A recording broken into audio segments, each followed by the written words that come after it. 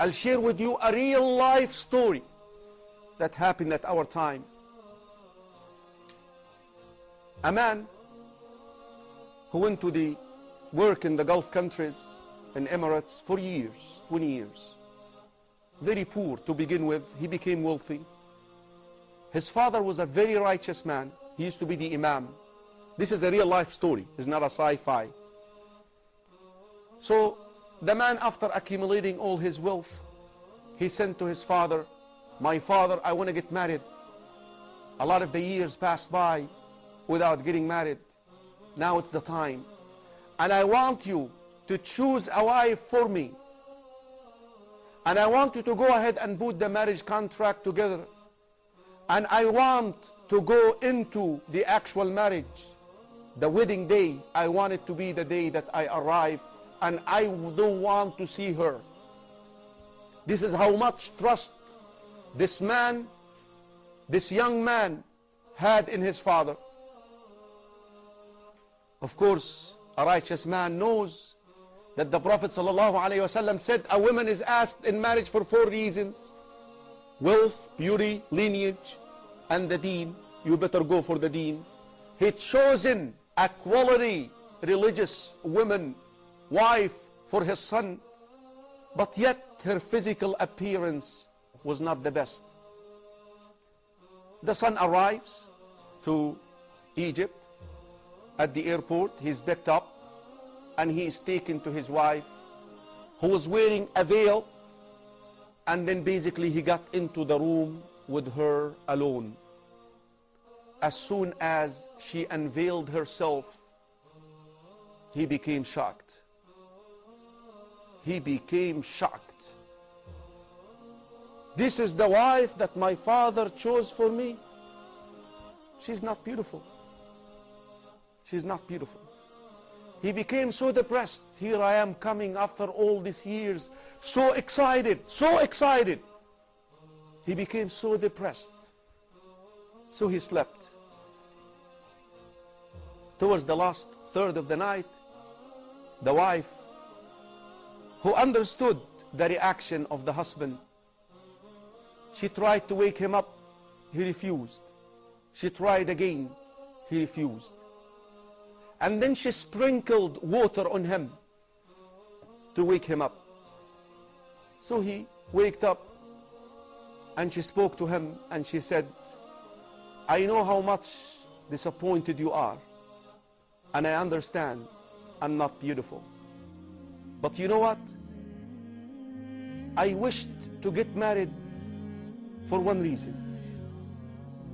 I wanted to implement the hadith of the Prophet ﷺ when he said, رحم الله رجلا, may Allah have mercy on a man who wakes up to pray at night, and then he would wake up his wife, and if she does not wake up, نضح عليها الماء, he would sprinkle water on her to wake up."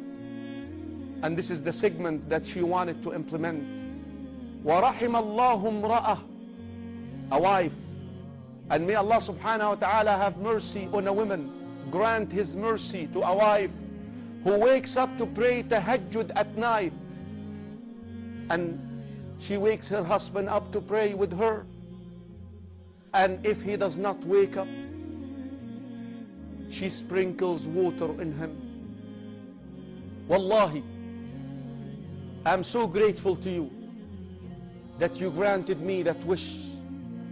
I wanted to implement that hadith so much, and I was a little bit hopeless that I will get married because I know I'm not beautiful. Can you please now fulfill the rest of this hadith with me? Can you wake up and just lead me in salah, pray tahajjud with me? He waked up and he led her in salah. Brothers and sisters in Islam, this man swears by Allah that as soon as he ended his tahajjud leading her in salah, I looked at her as if I'm looking at the most beautiful women in this world. That's the way it goes, akhi. Don't be deceived by all these soap operas and movies. The love gets to the heart because of Allah. Allah can make you love your husband, but you and your husband obey Allah. Lead your wives in salah. Have your husbands lead you in salah at night. This family, brothers and sisters in Islam, they have grandchildren who memorize the Quran, and they are students of knowledge, and some of them are about to be scholars of this ummah. Brothers and sisters in Islam, don't compromise nor test the commands of Allah. If you want to live happily, like they say in the movie Ever After, marriage is a tough institution. Enough that shaitan every day places the crown on the head of a shaitan who separates a husband and wife. You need a good partner for the mission, and the quality that you must seek: righteousness and piety. And if you do, you will get the best of this dunya, and bi'idhnillahi ta'ala, you will be with your reformed husband and reformed wife, azwajul mutahhara, purified spouses in Jannah.